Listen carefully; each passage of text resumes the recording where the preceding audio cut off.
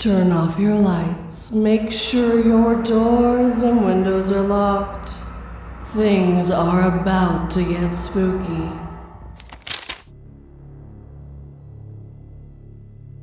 The Contract by Wilkes 4F. I found it on my desk one morning, a plain envelope with my name in thick black ink. No return address. Inside was a single sheet of paper. Congratulations, you've been selected to receive a gift beyond comprehension. Upon completion of the following steps, you'll be granted the ability to do anything you desire. No limitations, no restrictions. But you must follow these steps exactly, or the offer will be null and void. And worse, there will be consequences. There was no signature, only a list of rules and tasks that followed. I should have known something was wrong, but the thought of doing anything was too tempting. How bad could it be? The rules. Day 1. Write down your deepest, darkest desires at the bottom of this contract. Use a pen dipped in your own blood. If the pen clogs, start over with a fresh wound. Day 3. Burn an object you hold dear in your bathtub. You must listen to the sound of its destruction without looking away. The smell may be overwhelming. Do not open the windows. If you vomit, you must burn the remains of your mistake as well. Day 7. Stare into a mirror for exactly 4 hours. Do not blink for longer than 5 seconds at a time. Your reflection may move in ways you do not. This is normal. Do not react. If you blink for too long, cover all the mirrors in your house for 72 hours and start the step over. Day 14. Find a graveyard and dig a hole exactly 6 feet deep. Sit inside it for 1 full night. If anything crawls in beside you, do not speak to it. Do not leave until the sun rises. If it speaks to you first, you will wait until it stops before you exit. Day 21. On this day, you must find a stranger. Follow them for exactly 3 hours without knowledge. If they notice you, you must start over the following day. Do not choose the same person twice. Day 28. Eat only stale bread and drink water that has been left out for 24 hours. Your body will reject it after the 2nd day. Continue anyway. If you vomit, drink it back down before the day ends. Day 35. You'll begin to hear footsteps following you, even when no one else is around. This is a sign you're being watched. If the footsteps stop suddenly, run home and do not turn around. They will come closer each night until you finish the final step. The steps went on for pages, each more twisted than the last. I couldn't believe it at first. It was absurd. But by the time I reached day 35, I could hear them. Footsteps trailing behind me, speeding up when I slowed down. I knew I couldn't stop now. I had to finish. Day 50. Collect all the fingernail clippings, hair, and skin cells from your body for 1 week. Sew them together into a small doll. You will know when it's alive. Bury it at the base of an oak tree. Make sure you are not seen. Day 75. Stand in the center of an abandoned building at 3 a.m. Bring a mirror. Light a candle and stare into the mirror until you see something other than yourself. Blow out the candle immediately. If the reflection lingers after the flame dies, smash the mirror and leave without looking at the pieces. Day 99. The footsteps will become unbearable by now. They will stand outside your window whispering your name. Ignore them. For this final step, sleep for 24 hours uninterrupted. If you wake up early, you must begin the contract from the beginning. Once you slept through the night, you will be free. The last part, I never made it to the end. I tried to keep going, but day 99 broke me. I couldn't sleep. The whispers wouldn't stop. I smashed every mirror, boarded up every window, but they're still here. I never should have signed that contract. I wanted everything. Now I have nothing. And the footsteps, they're in the house now.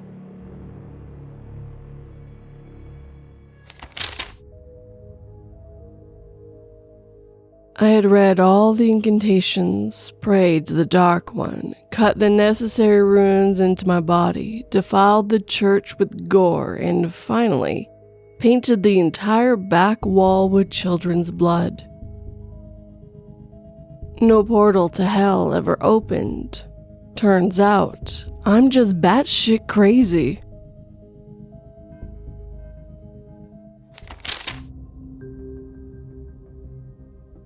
I think my mother cursed me by okokokig. I want to warn that there are descriptions of animals dying in this. I'm 23 years old, living in the Midwest with my wife. I started dating my wife a couple of years ago, and that's where my mother's spiral began. She had always been kind of unhinged. My father died when I was 18. It was quick. Brain cancer. The kind that once it's discovered, it's too late. Even as my father turned into a ghost of himself, I never saw my mother cry. She would sit by his side, knitting and talking about earnest things. I swear most of the conversations she had with my dying father were about the masked singer. He died while I was there, but my mother was at a farmer's market. He held my hand as he left, and I waited until after his eyes closed to let the grief leak from my eyes. She showed up about 20 minutes after with a tote bag carrying assorted vegetables.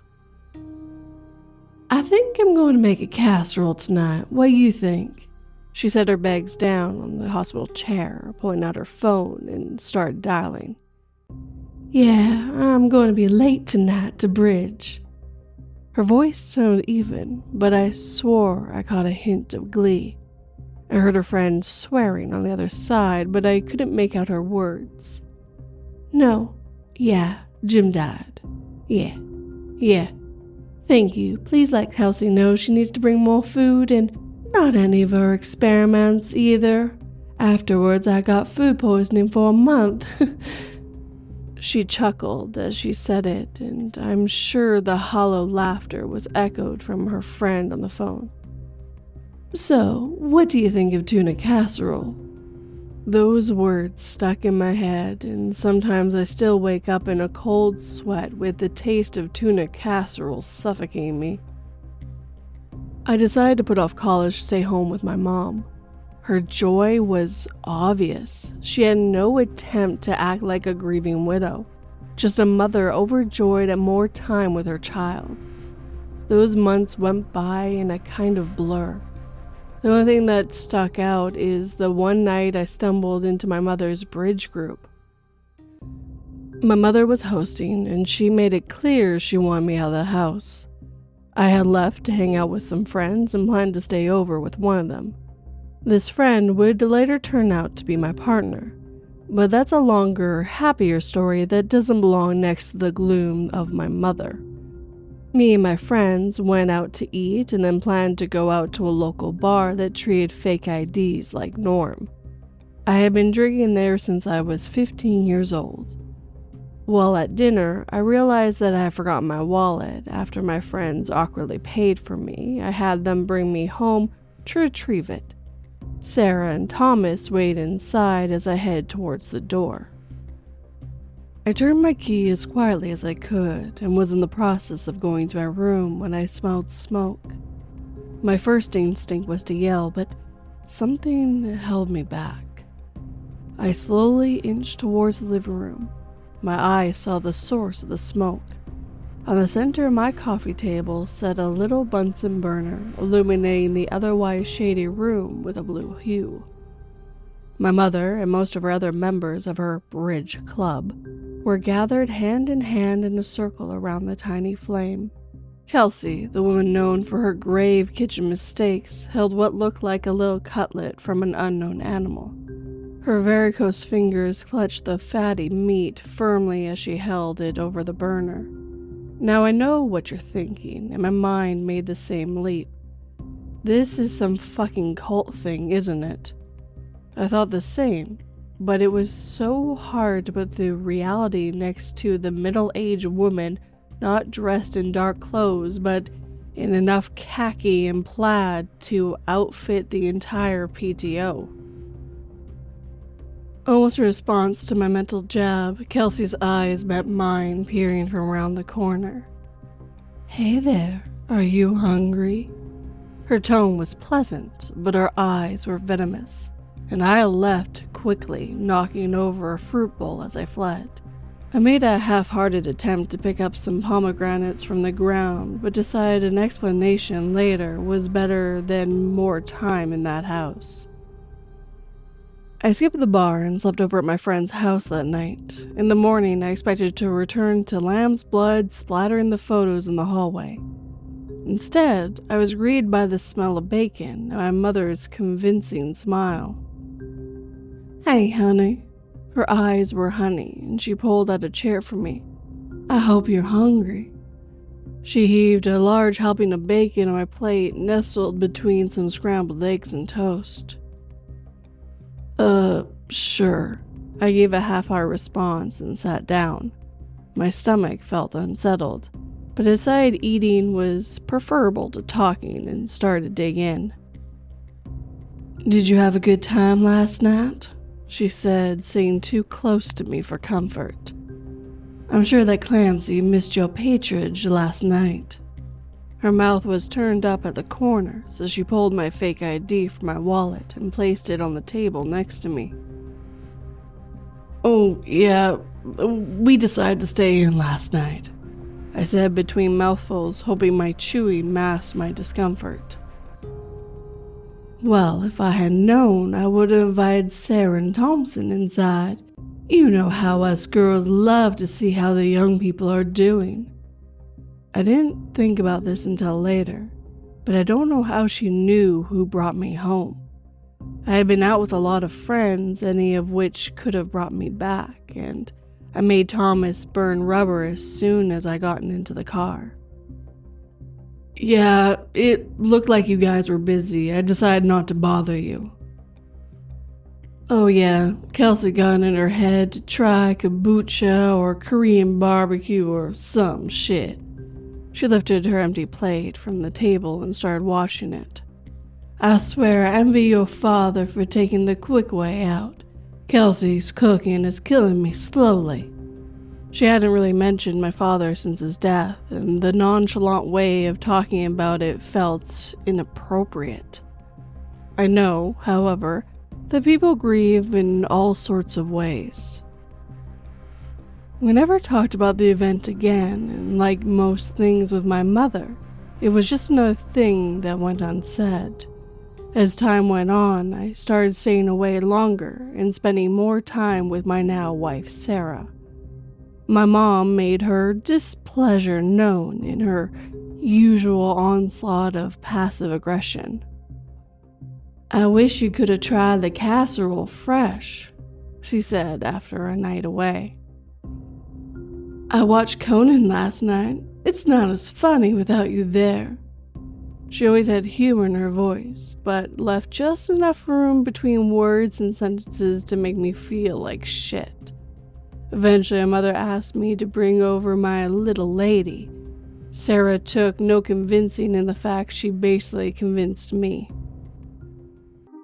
"I know things with your mom are weird, but it's better to deal with this shit. Believe me, I know." And I knew that she didn't know. Sarah's parents had no contact with her when she began her transition a year ago. She had so much anger for them, but I still saw the sadness in her eyes when the anger faded. We went over on a Friday night for what my mother assured me would be a meal to remember, and we sat down, my mom's eyes lingering on Sarah. "Can I take your friend's coat?" she asked, refusing to acknowledge our relationship. She also made the intentional effort to mix up her pronouns every third sentence. "How did you meet him?" she asked, always busying herself when she let her bitchiness show, unable to face the anger look in my eye. I corrected her every time, but Sarah would clench her hand every time to assure me. When she could see I had enough, she quietly whispered in my ear, "She's making an effort. It's okay. I can handle myself." I nodded quietly. My mother paused and looked deeply at Sarah. "Nothing," Sarah replied. "You know, my family actually used to go to the same church as you." Sarah's voice was beautiful. It made my breath catch in my throat every time. "What the fuck did you just say to my son?" Her words were bombs hurled at us from across the oak dining table. "Mom," I said, attempting to cut her off, but she already had too much steam. "We don't tell secrets in this house, so either tell me or get the fuck out." Sarah was calm, having endured far worse from her parents, I'm sure.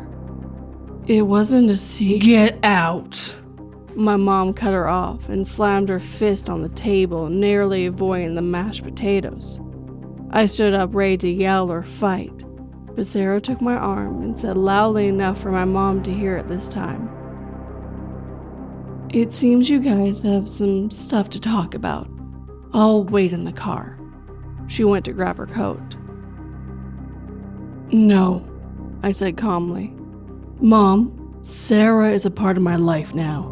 She can either be a part of yours too, or my whole life can be separate."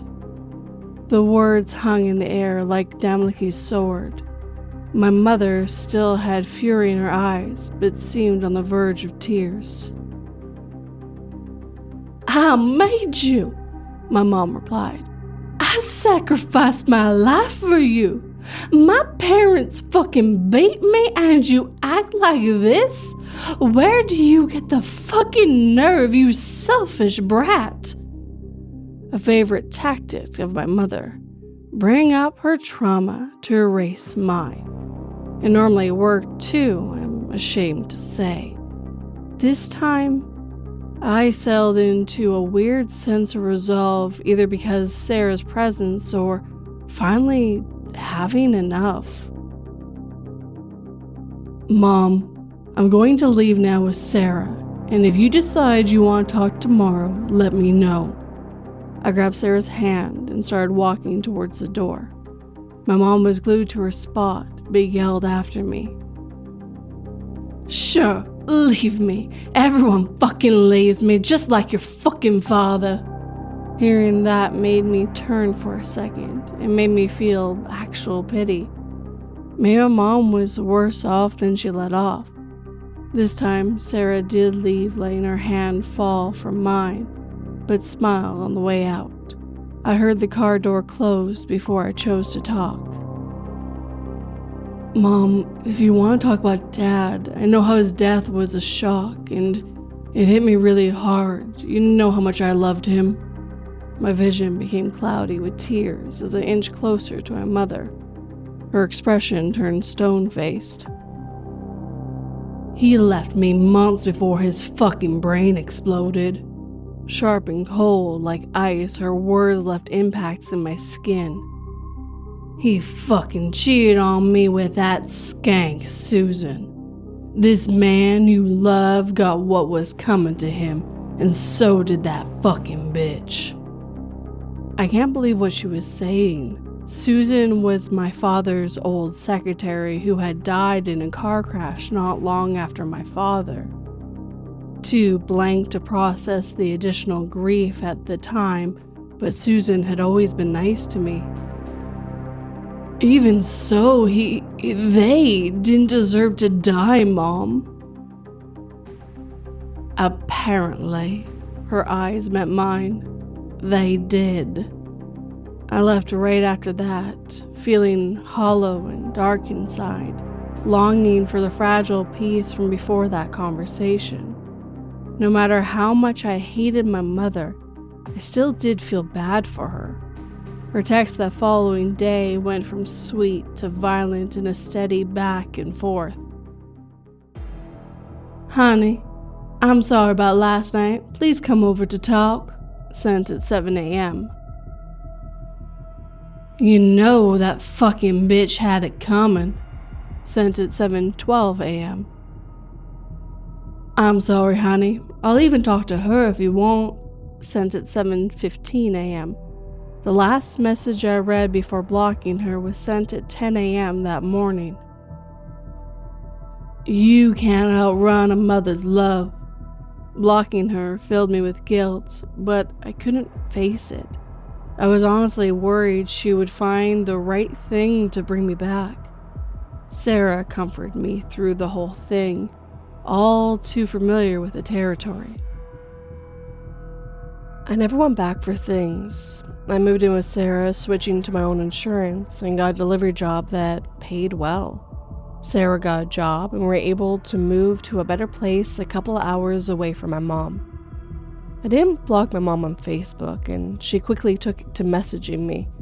I didn't respond or even look, but I would occasionally browse her page and saw how she had started posting transphobic memes almost immediately after our fallout.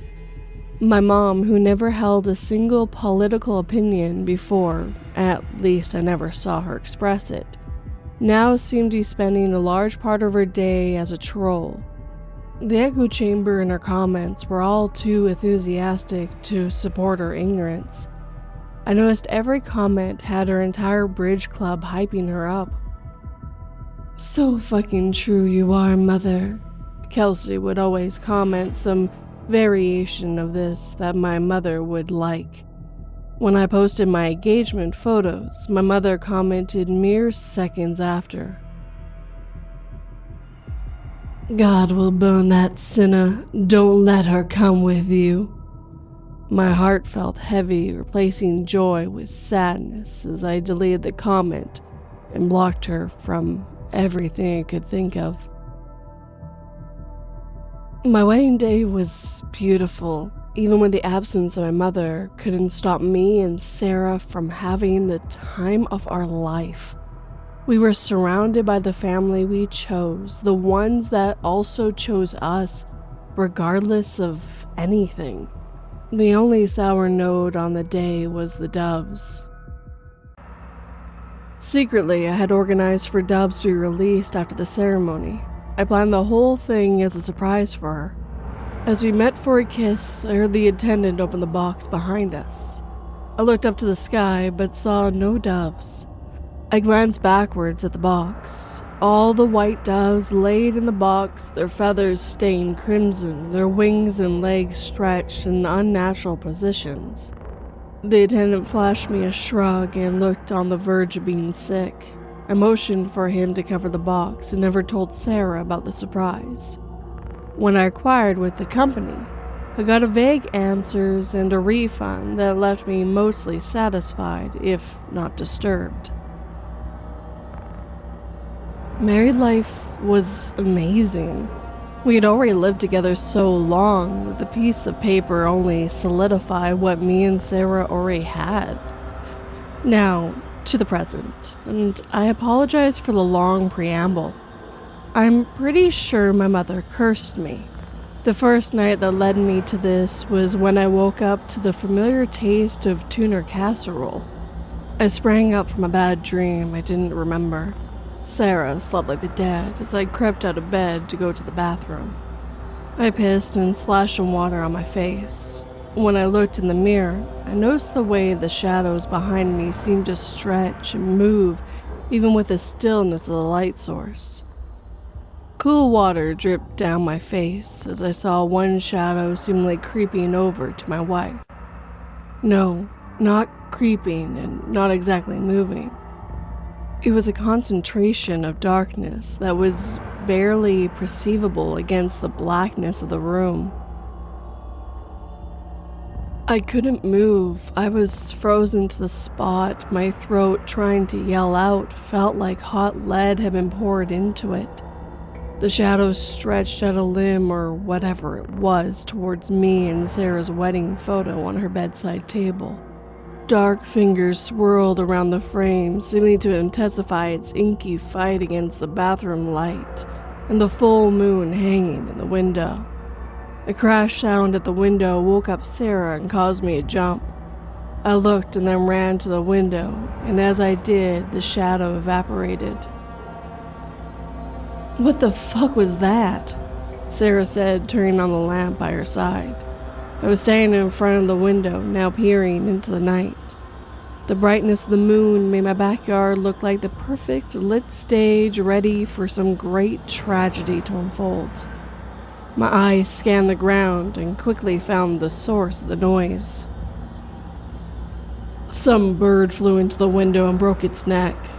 My stomach lurched as I saw the strange bird with perfect clarity. The way it laid reminded me of the doves from our wedding. This time it was gray feathers that obscured the blood and grotesque limbs. "Oh no, I'll deal with it tomorrow, babe." Sarah's words were comforting, especially since she knew my problem with blood and death. "Come back to bed." I did as she flickered the light back off. She laid her head on my chest so she could feel the hammering of my heart as it retreated to a normal rhythm. I was nowhere near sleep, but teetering on contentment when I looked back at her bedside table. The picture was gone from its usual spot. I slid out from underneath Sarah and looked at the floor beside her. It was laying there, the glass of the frame shattered, only over the face of my wife. The next morning, I left early for work, attempting to rationalize what I saw. Every time I watched a horror movie, I laughed at the stupidity of the main character, wondering how they'd be able to pretend like everything is okay. They go back into the house, they enter the basement. But the brain is great at tricking itself, and it's easier to doubt yourself than try to explain the world you live in. I had transferred to another delivery branch when I and Sarah had moved. I went all over the state, managed to avoid ever getting too close to home. The nearest I got was a town about 45 minutes away. It was small and mostly farmland, known as a drive-through town. I had a podcast playing, using their words to drown out my internal monologue. I turned the corner around a familiar bend, letting myself drift into road blindness. My eyes were on the road, but my lack of sleep from the night before gave me enough of a blind spot that I almost missed it. A fucking cow was standing directly in front of me. A large spotted cow was all the detail I saw before my instincts caused me to swerve to the other side of the road. As soon as I avoided the bovine obstacle, I was staring down the headlights of an 18-wheeler about 10 feet in front of me. The truck's horn sounded so loud it shocked me to my core. I swerved into the side of the road, barely keeping my vehicle upright as my tires switched from asphalt to dirt. The truck continued to sound its horn, but left me in a cloud of dust and sweat. I sat there for a minute that felt like an eternity before my heart started to settle. My podcast continued to blather, the laughter coming from it, mocking me. I exited my vehicle, ready to tell off a farmer for their carelessness, when I noticed where I was. The field I had been traveling through was replaced by the welcome sign to my hometown, not far from my childhood home that housed my past and her. I looked around for the cow that had tried to kill me, but there was nothing, only trees on either side breaking about a mile ahead for the houses and businesses of home. The rest of the day passed without any event as I went back to my regular route. I'm writing this at home, waiting for my wife to arrive and give me some semblance of peace. These events separated from each other might not stab at me like this, but together, so close, I can't shake this feeling, and my whole fucking house smells like tuna casserole.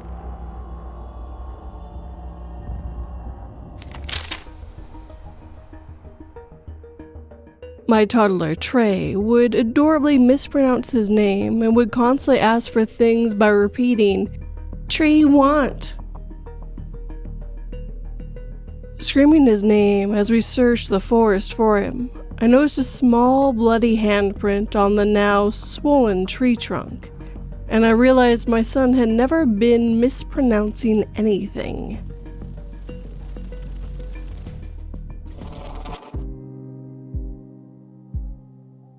And with that, our time together is coming to an end. If you have a story you'd like me to narrate, you can send it to me 3 different ways, either through my website, subreddit, or email. All the links are down below for easy access. Second of all, I'd like to thank the writers who let me read their stories this evening. We started with a contract that could promise you everything as long as you could do everything it asked. But if you failed, it would take everything from you. Would you risk it? Would you risk it? Would you risk everything for the chance of maybe being able to get what you really desire? I know personally, I wouldn't. And then a second story about a son and mother. The mother already over her husband before he even dies. And then the son deciding to leave her in the past as well when her toxicity gets too much. Demanding because she gave birth to him and that she gave up everything for him. His life belongs to her. Well, it doesn't really work that way. At some point, your children will grow older and go off and have their own lives. It's up to you to make sure that they want to stay in it. If you treat them like this, and they find people that aren't toxic, they will always leave you behind. And it seems with help from her bridge club, if she can't have him in her life, well, I guess he can't have a life at all. I really enjoyed these stories. Both of them I find were risks in different ways. The first one, of course, a risk of losing everything to get what you want. And the second one, risking his relationship with his mother to be with a woman he truly loves. I just really enjoyed them, and I thought they complemented each other. Sadly, minus the curse part, the toxic mother in that story is all too real, and sometimes fathers can be this toxic as well. And cutting them out of your life is always the best bet to keep yourself safe. But if they cursed you, and it was actually doing something, well, you might need to bring them back into your life to take care of that problem. Now, if you enjoyed these stories, hit that like button and make sure it feels it. If you're new, please subscribe and turn that pretty little bell to all notifications. And of course, leave me a comment. Tell me what you thought of the stories or how you feel about my opinions. I truly love reading the comments. It's one of my favorite things to do. If you're on the podcast and aren't able to, please leave me a review. And Spotify now allows you to leave comments, though that's been months now, but I still like to remind you guys. If you'd like to help this channel/podcast grow, please share it with anyone who might enjoy it. It helps get the stories out to other people who would not get it due to algorithms and other reasons. If you'd like to help in a more financial way, I do have Patreon and memberships, where for $1 a month you get early access and a few other bonuses. If you'd like to do just like a one-time thing, donation, I do have PayPal, Buy Me a Coffee, and Super Thanks on YouTube. But as always, guys, thank you just for watching and listening. It always has and always will mean the world to me. I truly enjoy reading these stories for you and bringing them to life with my own twists, and I hope you feel the same. Sleep tight and don't let 42 bite.